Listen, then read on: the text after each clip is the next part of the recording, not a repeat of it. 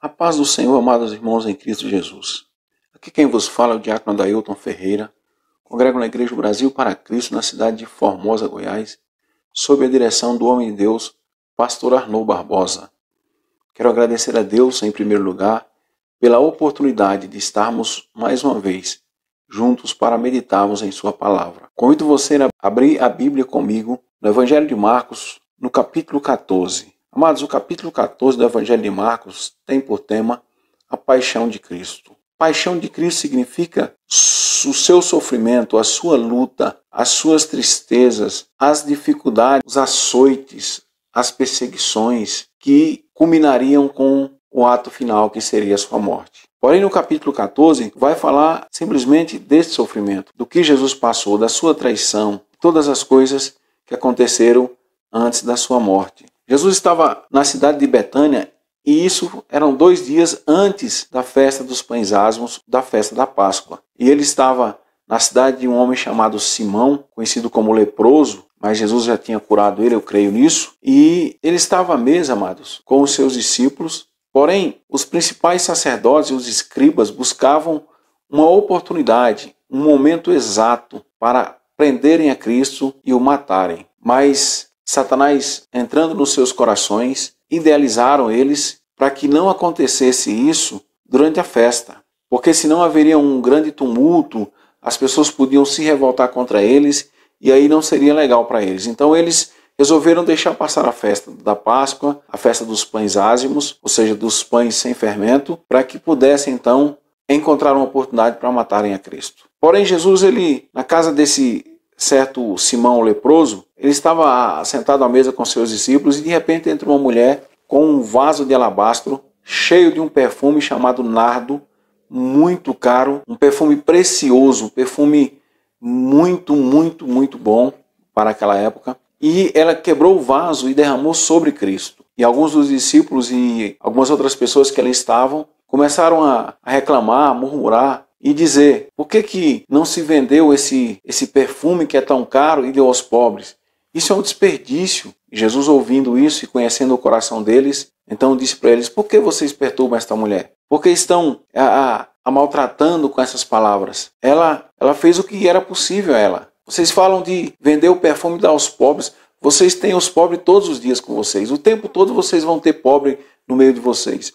Porém, a mim, nem sempre vocês vão ter. E ela se antecipou. Ela está preparando o meu corpo antecipadamente para a sepultura. E eu vos digo que em todos os lugares por onde esse evangelho for pregado, esta história, este fato será contado em memória desta mulher. Veja, irmãos, que Jesus ele atenta muito, ele valoriza muito as pequenas coisas. Um ato talvez que para as pessoas que estavam ali, juntamente com Jesus, talvez fosse algo simples, algo banal de fazer. Mas para aquela mulher, com certeza, foi o que ela podia fazer, foi o ápice da sua força, do seu poderio, da sua aquisição. E Jesus saindo ainda na casa desse homem, estando lá com eles, os sacerdotes, os escribas e fariseus conseguiram aliciar a Judas, o Iscariotes, e em comum acordo com eles, ele ofereceu Jesus de bandeja, irmãos, para os sacerdotes, para os escribas,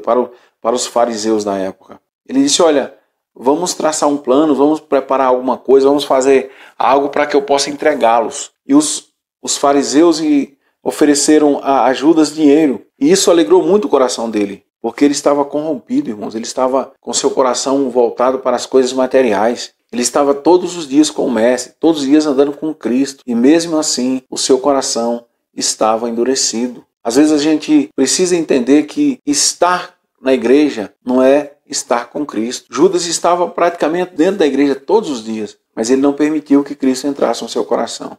Ele não deu lugar para o poder de Deus na sua vida. Então, Jesus estava com os seus discípulos ali e alguns deles vieram e perguntaram para o Senhor: olha, onde tu queres que nós preparemos a Páscoa? E Jesus falou: olha, vocês vão à cidade e lá vocês vão encontrar um homem com um vaso na cabeça, então vocês o seguem. E onde esse homem entrar, vocês entram também.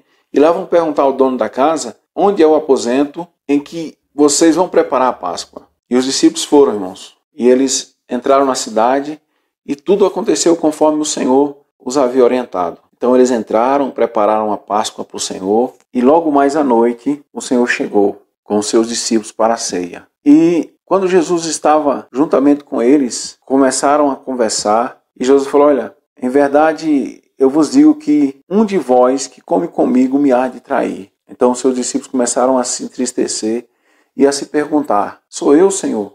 Por acaso sou eu que vai te trair? E Jesus mais uma vez deixa claro: um dos 12 que põe comigo a mão no prato, este será o traidor. E Jesus diz assim, algo muito duro, irmãos. Ele diz: olha, isso tem que acontecer. É para se cumprir a palavra. Porém, ai daquele, porque o Filho do Homem é traído. Bom seria se o tal homem não tivesse nascido. Irmãos, veja que palavra dura o Senhor deu para Judas. E ele estava ali com o Senhor, estava ali com os outros discípulos. Porém, ele não voltou atrás na sua decisão de trair o Mestre. E então Jesus, comendo o pão, tomou, abençoou e deu-lhes.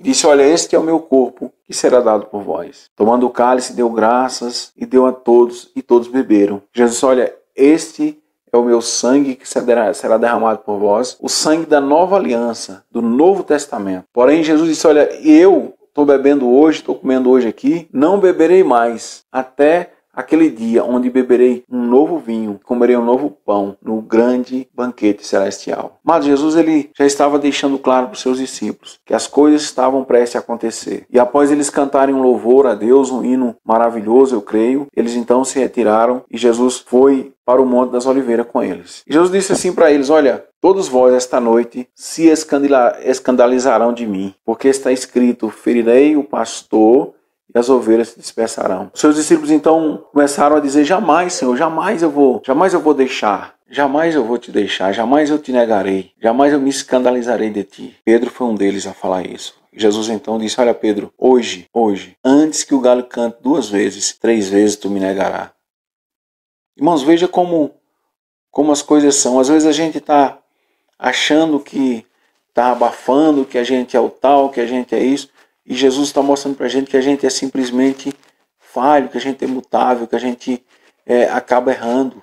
A gente precisa reconhecer a nossa fraqueza. Pedro ele reconheceu a sua fraqueza de uma forma muito dura, muito triste. Então Jesus foi para um lugar chamado Getsemane e lá ele assentou-se com seus discípulos e disse: olha, assentai-vos aqui enquanto eu vou orar. A lição que eu tiro desse texto, irmãos, é que nós precisamos ter tempo de oração. Jesus está aqui nos orientando. Ele era Deus. Apesar de estar na terra como homem, ele era Deus. Mas ele era um homem de oração. Ele era um homem de oração. E ele continua e vai mais um pouquinho para longe, leva consigo Pedro, Tiago e João. E ele diz: olha, aguardem aqui porque a minha alma está muito angustiada. Eu vou orar um pouco ao meu Pai. E ele voltou e encontrou os seus discípulos dormindo. E ele disse: mas vocês não conseguem vigiar nem por 1 hora? E Jesus foi novamente orar. E ele, suplicando ao seu Pai, ao Todo-Poderoso, ele pediu para que, se possível, passasse dele aquele cálice. Porém, não se fizesse a vontade dele, mas a vontade do Pai que estava nos céus é que tinha que imperar. Amados, na nossa vida, independente do que esteja acontecendo, tem que ser a vontade de Deus imperando. Tem que ser a vontade de Deus reinando. Porque senão nós vamos viver de mal a pior. Se eu e você queremos chegar nos céus, queremos alcançar as misericórdias do Senhor, precisamos deixar que a vontade dele impere em nossas vidas. Quando Jesus voltou novamente, os seus discípulos dormiam pesado. Jesus falou assim: mas nem por 1 hora conseguem vigiar comigo. E ele disse: olha, chega, vamos que o traidor se aproxima. Amados, Jesus ele nos dá uma orientação muito clara nesse capítulo. Ele diz que precisamos orar e vigiar, porque o espírito está pronto, mas a carne é fraca. E quando Jesus ainda falava com seus discípulos, veio Judas com uma grande multidão, soldados, escribas, fariseu e muita gente armados de espada e varas para prender Jesus. E ele havia combinado um sinal, irmãos, que todos nós sabemos, muita gente, acho que quase todo mundo conhece o sinal que Pedro tinha dado, que seria o beijo, né? Aquele que eu beijar é esse, prendei-o depressa. Então Judas se aproximou e quando ele chegou perto de Jesus, ele chamou Rabi e o beijou. Então os soldados o prenderam. Irmãos, a experiência de Judas aqui, de dizer: olha, eu vou beijar e o que eu beijar é esse, vocês o prendei. Estavam ali vários homens juntamente com Cristo. Possivelmente 11 apóstolos e mais Jesus, porque Judas tinha saído. Se nós atentarmos para esse detalhe, irmãos, que precisamos parecer com o Senhor, talvez ser igual talvez é impossível, mas precisamos parecer com o Senhor. Porque os homens aqui pareciam com Cristo. Por isso Judas deu um sinal: olha, o que eu beijar, esse é o mestre, esse é o Cristo. Prendei-o e levai-o em segurança. E Jesus disse, olha, vocês vêm a mim com espadas e varas para me prender como se eu fosse um bandido, um salteador. Estive no templo todos os dias ensinando com vocês e nunca foram lá me prender, mas isso é para que se cumpra as Escrituras. E a Bíblia diz que um dos soldados se apavorou e ficou meio nervoso e arrancou da sua espada e decepou a orelha de um soldado. Então os discípulos, assim como Jesus havia predito, todos eles sumiram, se afastaram. Eu creio que o primeiro deles foi Pedro, porque Pedro disse, olha, eu não vou jamais te deixar, ainda que eu tenha que pagar com a minha vida, nem que eu tenha que morrer contigo, eu jamais te abandonarei. Mas todos eles se afastaram. Jesus é levado perante o Sinédrio e quando Jesus chega lá, começam a interrogá-lo, começam a procurar testemunhas falsas para o incriminar, mas nenhum dos testemunhos consegue colocar Cristo numa situação difícil ou numa situação de criminoso. E eles continuam falando. Então o sumo sacerdote toma a palavra e diz, és tu o Filho de Deus? E Jesus vai e diz, eu sou. E vereis o Filho do Homem assentado à direita do poder de Deus e vindo sobre as nuvens do céu. Amados, aqui o sumo sacerdote ficou enlouquecido, rasgou as suas próprias vestes e começou a dizer, olha, blasfêmia, para que queremos mais testemunhas? Ele mesmo confessou. Qual que é o castigo para um pecado desse? Morte. Então prenderam Jesus, amarraram suas mãos, vendaram os seus olhos e começaram a cuspir o seu rosto, dar murros, dar bofetadas na sua cara. E os soldados diziam, olha, profetiza, tu não és o Filho de Deus, o Cristo. E Jesus continuou calado. E uma das serviçais do Sinédrio, do sumo sacerdote, viu Pedro no átrio esquentando o fogo ali, se aquecendo um pouco. E ela disse, olha, tu estava com eles, tu também estava com Jesus o Nazareno. Pedro negou a primeira vez, dizendo, não, eu não conheço, nem sei o que dizes. E saiu fora ao alpendre e o galo cantou pela primeira vez. E a criada, vendo outra vez, começou a dizer, aqui aos que ali estavam, esse é um dos tais. Mais uma vez Pedro negou. Pouco tempo depois, estava ele e disseram outra vez a Pedro, verdadeiramente tu és um deles, porque és também Galileu, e tua fala é semelhante. E Pedro começou a praguejar e a jurar, não conheço esse homem de quem falas. E o galo cantou segunda vez. E Pedro lembrou-se da palavra que Jesus lhes tinha dito, que antes que o galo cantasse 2 vezes, ele negaria o Senhor 3 vezes. Então Pedro chorou muito pensando nesse assunto. Amados, capítulo 14 do Evangelho de Marcos, ele vem nos falar que Jesus ele teria que passar por esse sofrimento, teria que enfrentar essas lutas, essas dificuldades. E os seus discípulos precisariam entender que as palavras de Jesus tinham que se cumprir na vida deles. Assim como foi na vida de Pedro, assim como foi na vida de Judas e tantos outros. Porém, precisamos entender uma coisa, amados. Todas as coisas que aqui está escrito, capítulo 14 do Evangelho de Marcos, são para a glória de Deus, o Todo-Poderoso. Que Deus em Cristo vos abençoe, em o nome de Jesus.